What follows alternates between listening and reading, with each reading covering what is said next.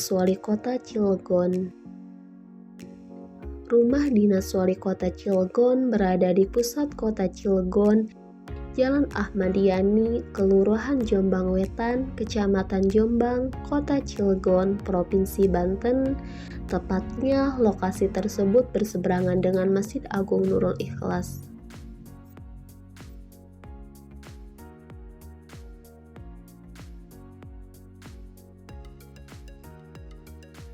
Bangunan ini merupakan sebuah bangunan bersejarah bekas peninggalan Belanda yang dulunya digunakan sebagai rumah asisten residen Goebbels. Goebbels adalah seorang asisten residen yang terkenal karena dibunuh saat terjadinya peristiwa geger Cilegon yang terjadi pada tanggal 9 Juli 1888 beserta istri dan kedua anaknya. Geger Cilegon merupakan peristiwa perlawanan bersenjata yang dilakukan oleh rakyat Banten terhadap kekuasaan pemerintah Hindia Belanda yang dipelopori oleh Ki Wasyid bersama para tokoh Banten. Latar belakang terjadinya peristiwa Geger Cilegon adalah karena kesewenang-wenangan pemerintah Belanda dalam melakukan kebijakan terhadap rakyat Banten.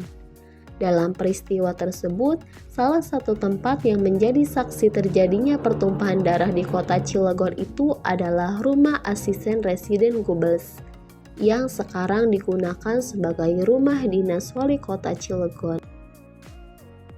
Kondisi rumah peninggalan Goebbels tersebut kini masih terlihat sangat alami, bersih dan kokoh.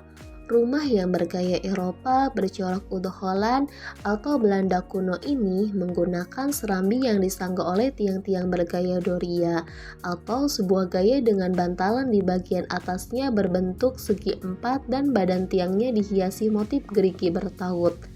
Model bangunan rumah ini oleh V. van de Wall disebut sebagai gaya Eckindis atau gaya Hindia Belanda yang sebenarnya. Bangunan rumah ini berbentuk 4 persegi panjang, menghadap ke arah timur.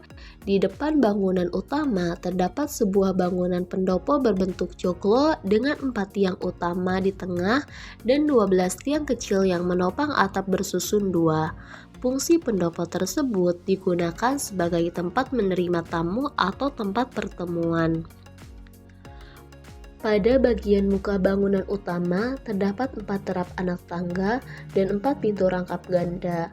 Kemudian, pada bagian serambi bangunan ini ditopang oleh 6 buah pilar berbentuk persegi 4 berwarna putih. 2 buah pilar di kiri dan kanan berbentuk pilaster atau tiang semu. Kemudian atap bangunan berbentuk limasan dengan konstruksi kayu. Gentingnya terbuat dari tembikar berwarna coklat yang kini sudah diganti dengan genting bergelansir. Semua pintu dalam bangunan ini menggunakan model pintu rangkap ganda yang artinya memiliki 2 lapis daun pintu. Daun pintu rangkap pertama memiliki corak berjenis jalusi, yaitu pintu yang disusun dari tumpukan kayu yang tertata rapi berbentuk horizontal dan seperempat bagian berbentuk panel biasa.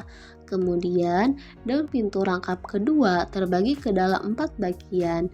3 panel teratas diberi kaca, kemudian panel yang terletak paling bawah berbentuk panel kayu biasa, dengan tinggi pintu masing-masing sekitar 3 meter. Begitu pula dengan jendela pada bangunan ini juga menggunakan model jendela berjenis jalusi rangkap 2 dengan tinggi kurang lebih 1-1,5 meter. Adapun tujuan penggunaan pintu dan jendela dengan jenis jalusi ini yaitu untuk memberikan akses udara dan cahaya agar dapat masuk ke dalam ruangan, sehingga ruangan tersebut terasa sejuk dan terang. Pada bagian dalam rumah peninggalan asisten residen Goebbels ini terdapat 8 ruangan yang terdiri dari 1 ruang utama, 4 ruang istirahat, 1 ruang serbaguna, 1 ruang dapur, dan 1 kamar mandi. Kemudian, pada bagian luar sebelah kanan bangunan terdapat 2 buah pintu rangkap ganda yang selurusan dengan tangga. Pada pintu pertama terdapat tangga yang terdiri dari 5 terap anak tangga, dan pada pintu kedua terdapat tangga yang terdiri dari 6 terap anak tangga dan 2 buah jendela rangkap 2 serta 6 buah tiang kecil penyangga.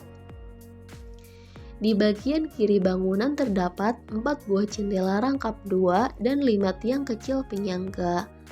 Pada bagian belakang bangunan rumah terdapat 2 pintu rangkap ganda dan 1 tangga yang memiliki 8 terap anak tangga.